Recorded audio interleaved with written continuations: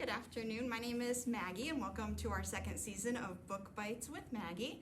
Today I'd like to share some of my favorite 2020 reads with you to kick off this next season.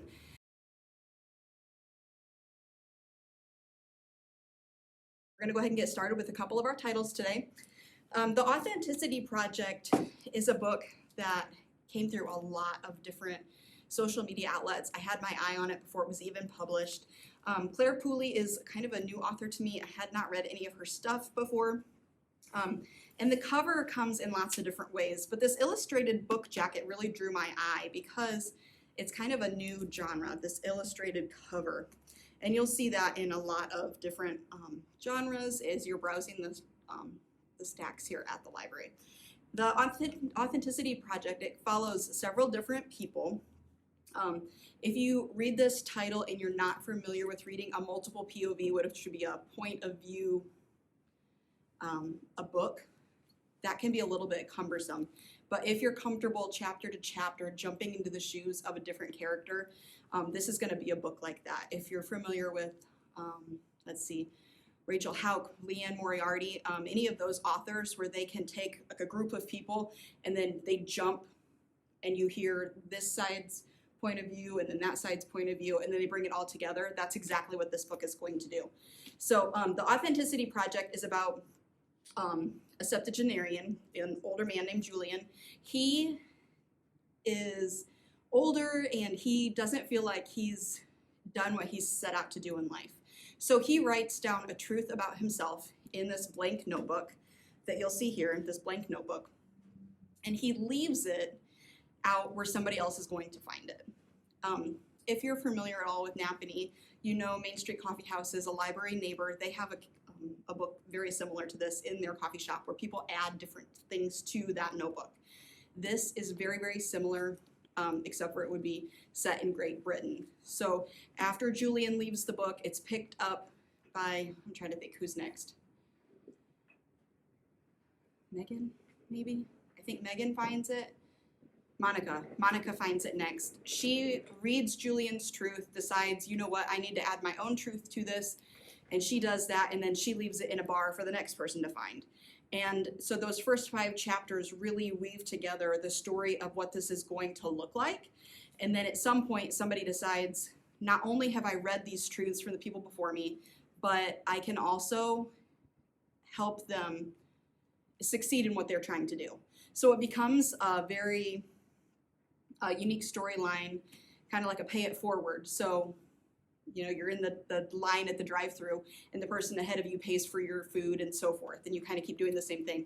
That's where this storyline comes from. So the Authenticity Project, it is a standalone novel. It is not going to be a series or anything like that, but a multiple POV. We do have this book physically like this, and then we also have it as an ebook on Niddle. So if you're an e-book reader, this would also be available that way. So again, Great Britain, multiple POV, and it's called The Authenticity Project by Claire Pooley.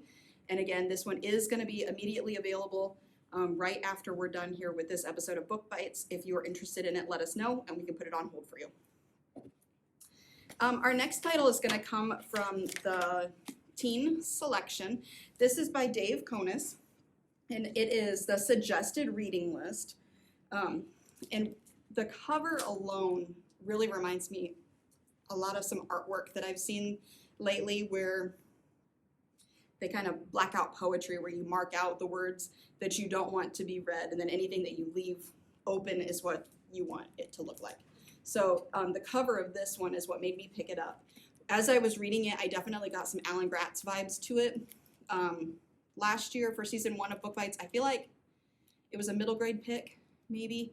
Ban this book would be for younger kids. This one is a teen story about like a private high school where the same thing, the library itself becomes under attack. Somebody takes offense to some of the books that are on the shelves, and one of the students who has really made reading a part of who she is, when she sees some of her favorite books being taken from the shelf, when she sees the librarian come under attack, she takes it very personally, and she starts a library of her own and starts circulating these books that have meant so much to her. So even the chocolate war is contested by a parent. And this book, it resonated with me. It made me mad to know that books can be pulled when they can mean so much to other people. I did want to read an excerpt from this book to you that really resonated with me. Books are a light that melts ignorance and hate. They show new paths to take, or for some, the depth of seemingly fixable brokenness. Books illuminate something different for all of us. They change lives because they're matches, starting fires that show the grandness of the world and the depth of others, a path for us to see ourselves. Such fires might come easy, they might come hard. They might make us stronger, they might make us cost us and the people around us. They might make us braver, they might make us disagree, they might make us closer. They might make us offended, but they also might make us happy. They might make us hurt someone. They might make us feel overconfident. They may make us feel confused. They may make us think we know more than what we do, but they also can make us free. And I longed for a world to continue to spin in their glow. I'd always fight for the people to have a choice, to be surrounded by that glow. But even more than that, I would always fight for the world to continue to be a recipient of those books and all those things that they represent, of such fires. That's towards the end of this book, and I hope that you read this one. This one is currently only available in one format, so it is a printed book, but each chapter does start with a famous quote from another book. So you kind of get like all these different feels of the books that you've read previously and how they kind of pertain to this story. So this would be, again, a teen book suggested reading by Dave Konis, and I hope you pick this one up. The next book that I wanted to highlight today is currently checked out, so you're just going to have to bear with me as I kind of hold up a paper copy of the cover of this book. Rachel Hauck is not a new author for me. I've, read, I'm pretty sure, almost all of her series and standalones except for Love Starts with L. I have not read those ones. But the Fifth Avenue Story Society is a standalone title that came out in either late 2019 or early 2020. I read it last year. This one, just like Claire Pooley's The Authenticity Project, this one is a multiple POV perspective. It takes place in New York City, and it centers around 5 very, very different characters. Rachel is known to write inspirational fiction. This book, to me, did not scream inspirational fiction at all, and actually the author's note at the end of the book really kind of tied it all together, why she felt she could write this book in the way that she did that was so different than some of the other titles that she's written. But she brings together in this story kind of a premise that's not really answered.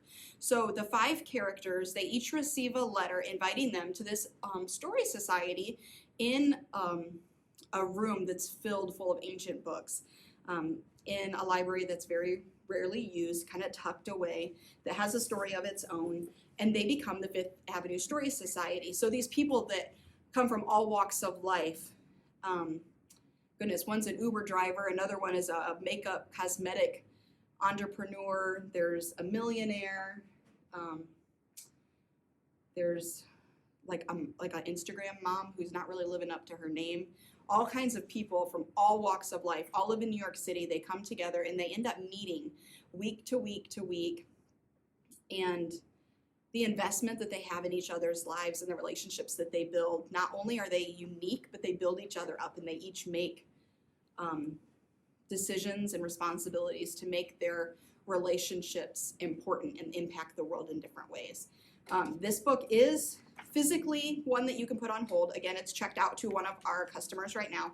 We also have it available on Niddle, which would be our Northeast Indiana digital library with Libby and Overdrive, and that one we have an ebook and e-audio. So this one does come in multiple formats. If you're uncomfortable with that multiple POV perspective, audiobooks are a great way to go because you actually hear a different voice reading each chapter. So if you're new to the genre, that might be an option for you.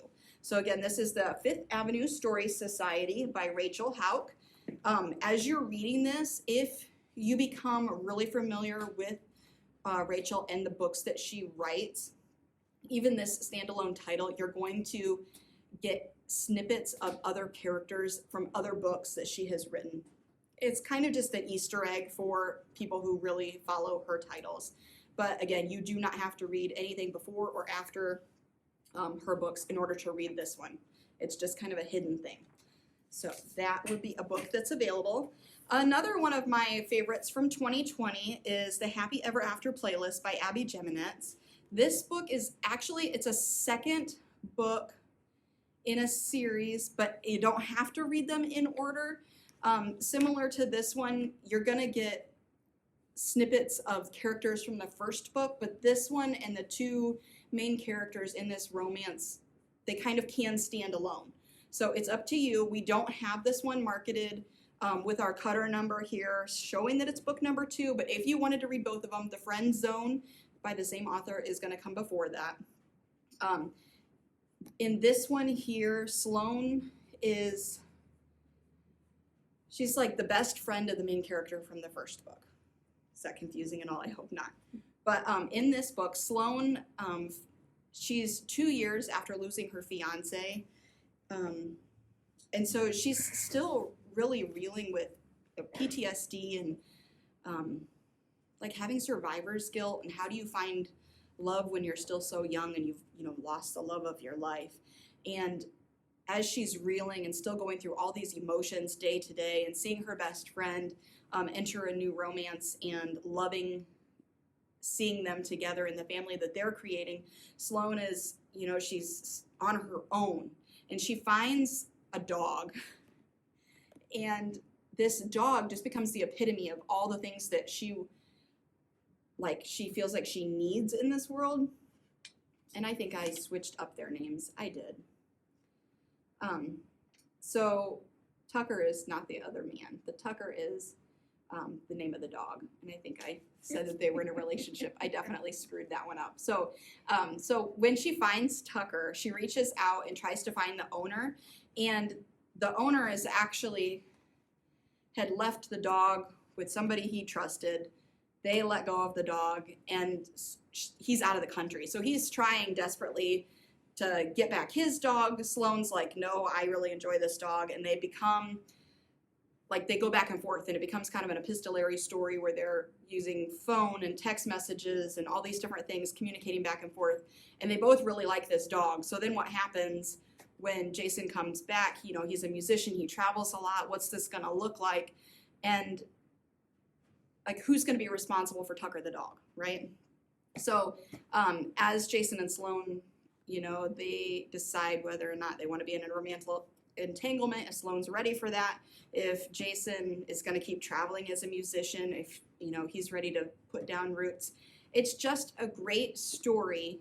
Yes, it's a romance. Yes, it's an open door romance, but all the feelings and the mental anguish of building the characters that put Abby's books together, they just stick with you. So this author is probably going to be one that I highlight again when I do a romance episode of Book Bites. So she will not be one that you are only hearing about in this episode. So the Happy Ever After playlist, this one is available only in print format currently. But again, it would be a second book if you wanted to read Kristen's story first. And that's The Friend Zone. But you can read this one as a standalone. Again, all the books that we are talking about today are available for immediate pickup, except for the Fifth Avenue Story Society that's checked out currently. But we can put you on hold for it. So if you have any comments or questions, let us know. Again, this is a live podcast, so you can just let us know which ones you like. Our next story here, this is How the Penguins Saved Veronica. It kind of has those Julian vibes with the septuagenarian. In this one, Veronica is 85. I think she's 85 years old. Extremely, extremely blessed financially, and has no family to speak of.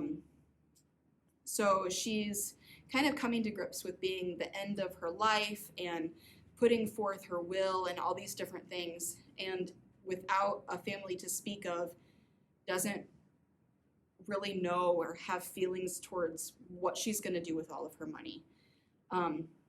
At one point, she hires a private investigator to really search into her family tree to see, is there anybody out there that,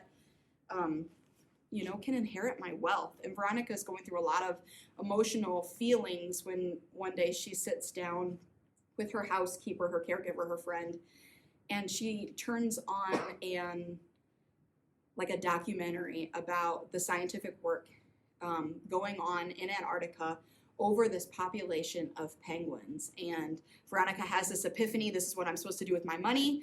She gets in contact with the scientist. She says, I have all this money. I want to support this work that you're doing. I find it very important, with one caveat. I need to come see the Science Center for myself. I don't know of any 85-year-old woman ever who would want to take that journey, but to travel to Antarctica to really see this work in hand before she leaves this money to these scientists. It opens up this huge back and forth on whether or not she should be in Antarctica, should she not be, and then in comes the investigator and has found a long-lost relative. The storyline follows not only the grandson and where he's at in his stage in life, but the family that interconnects them, that's no longer present, that is not part of the storyline anymore, and it wraps it all together. But the true gem of this is going to be Veronica's diaries and how she's feeling during all of this. Pip the penguin is like a baby penguin that they find in Antarctica, and scientists just in general, they should not have favorites, right? So what happens when Pip the penguin moves into the science center, becomes Veronica's pride and joy, and you have this little penguin baby being nursed back to health by the scientists and Veronica herself. It's a wonderful story. If you liked Uwe by Frederick Bachman, both Julian and the Authenticity Project and Veronica in How the Penguins Save Veronica, both of those are going to have those elements of, a life well lived, but not really being ready for death. So these would be great picks for all, readers who enjoyed those. The last book that I wanted to highlight for you today as being one of my favorites is actually already a reread for me. I read this book in 2019 and in 2020. Robin Jones Gunn is one of my absolute favorite authors. I've read everything that she's written, which is, getting close to 40 or 50 books. In this story, it is the first book in a new series, The Haven Makers. Becoming Us brings together 5 characters, 5 women who, in the middle of their marriages, in the middle of their families, and in the middle of establishing a work life, they feel like they're not engaging well with other females and having those bonds and those relationships together. And so it takes Jenna Lee, she's kind of like the mother hen. She brings people together, and she takes this group of ragtag women who are all feeling distanced themselves and brings them together in a new and unique way, and they become Haven Makers. This is an inspirational fiction title. Again, it's the first book in a series, but if you're familiar at all with Robin Jones Gunn and the books that she writes, her characters, they come around. So her most famous series is the Christy Miller series, and there's 12 high school years, 12 college years, and so forth. Lots and lots of books with those characters. In this one, Christy, who's been in these other series, she's in her mid-30s. She's a mother, a wife, an entrepreneur. And so you will get kind of an update on what's happening in her life with this story, but then there's 4 other women that are a part of this one. So it's, when you've read this author for as long as I have, you just kind of feel like the characters become friends. So in Becoming Us, it sets the caveat for this new series, and the second one is already out. So if you are similar to me, where I try not to read things that are going to be in series until at least 1 or 2 books is written so that you can read them in tandem, the second one in this series is already out. That's being known, and I believe the 3rd one comes out this year, but I don't know when. So if you like to go back to back to back, the first and the second book in the Haven Makers series is currently available. And again, this would be inspirational fiction. This book is available as regular print, which I'm holding here. We also have it in large print, and we have it as an e-audiobook on Overdrive. Did I say what formats this one was in? How the Penguins Save Veronica. This one's in print format and an e-audiobook on Overdrive. So that one will be in multiple formats as well. So that's it for this week's Book Bites with Maggie. Our next episode will be airing this next week, and in that one I'm going to be talking about historical fiction reads. So if you are looking for something great to read, I'd love to be a reader's advisory for you.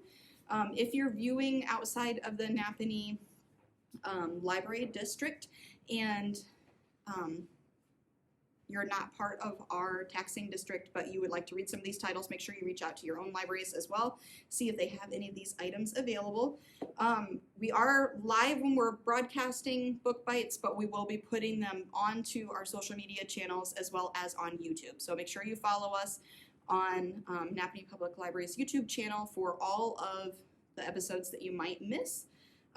For more Book Bites. So again, these books are all in the Napanee Public Library collection in multiple formats. If there's any of the books that you would like to read, just leave us a comment on this post or on the published post later and let us know.